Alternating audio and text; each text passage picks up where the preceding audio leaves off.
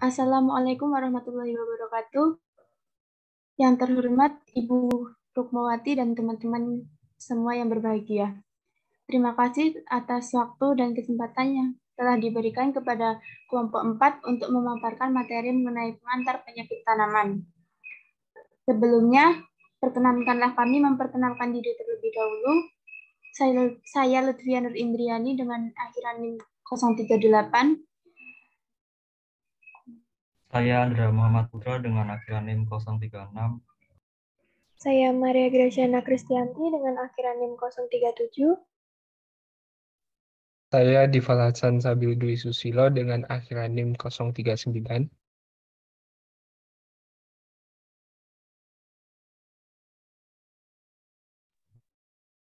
Pada materi ini kami akan membahas 4 bahasan pokok yang mengenai pengertian, klasifikasi penyakit tanaman, penyebab tanaman sakit, dan segitiga penyakit serta kaidah Koch.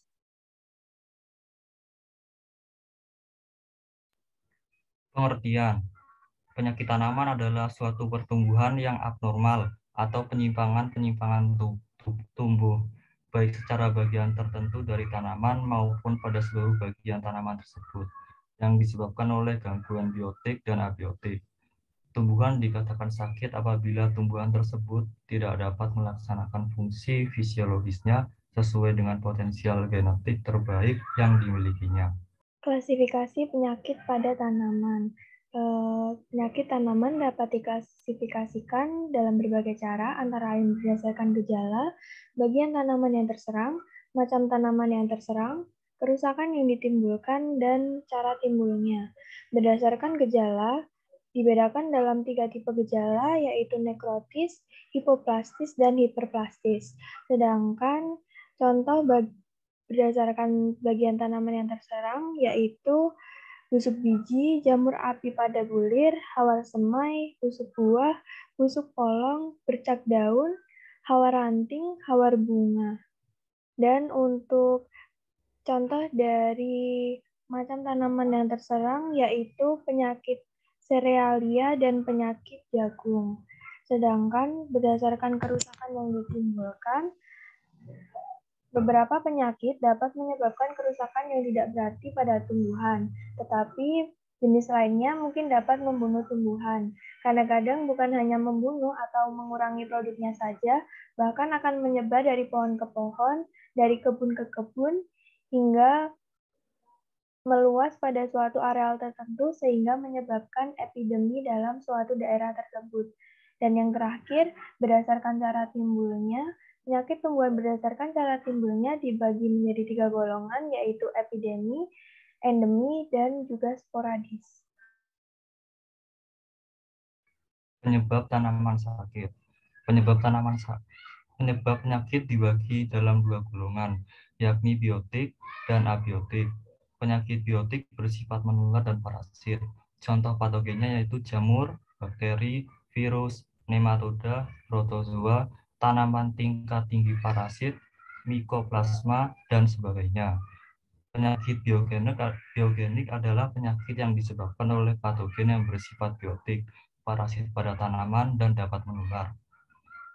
Sedangkan penyakit abiotik bersifat tidak menular dan non-parasit. Contohnya yaitu suhu yang terlalu rendah atau tinggi, kelembaban tanah yang kurang atau berlebihan, cahaya yang kurang atau berlebihan, oksigen kurang, polusi udara, defisiensi nutrisi, keracunan mineral, dan pH tanah.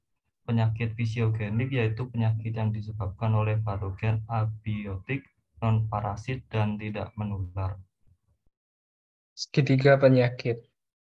Terdapat 3 bagian, yaitu inang, patogen, dan lingkungan.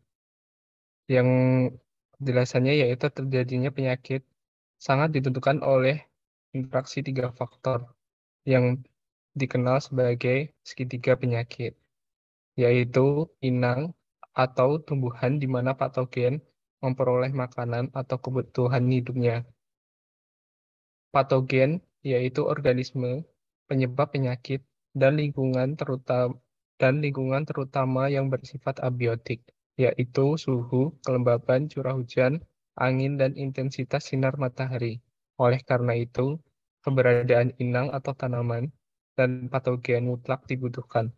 Namun, keberadaan inang dan patogen hanya menjadi syarat terjadinya penyakit. Keberadaan dari keduanya belum otomatis menimbulkan penyakit.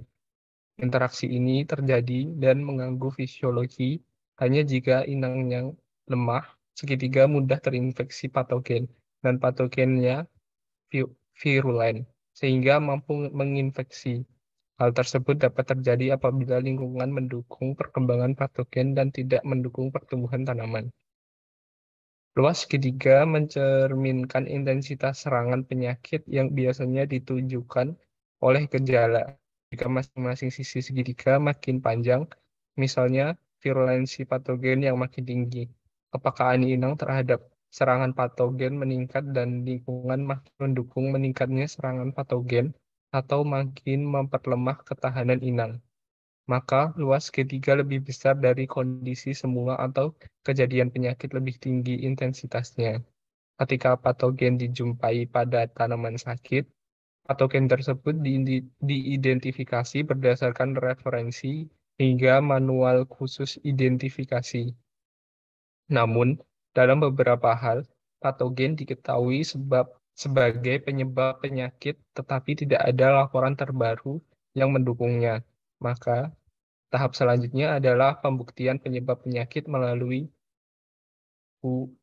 Paulus-Hodge. Paulus-Hodge ini dilakukan untuk mengidentifikasi atau hipotesis bahwa isolat patogen yang diuji adalah isolat penyebab penyakit tanaman. Langkah-langkah pengujian Paulus-Hodge sebagai berikut. Yang pertama yaitu organisme bakteri harus ditemukan berasosiasi dengan gejala penyakit yang ada. Yang kedua, organisme harus dapat diisolasi dari jaringan yang sakit dan dapat dibuat biakan murni. Yang ketiga, organisme dari biakan murni harus dapat diinokulasikan pada tanaman inang yang sehat. Yang keempat, organisme harus dapat diisolasikan kembali atau reisolasi.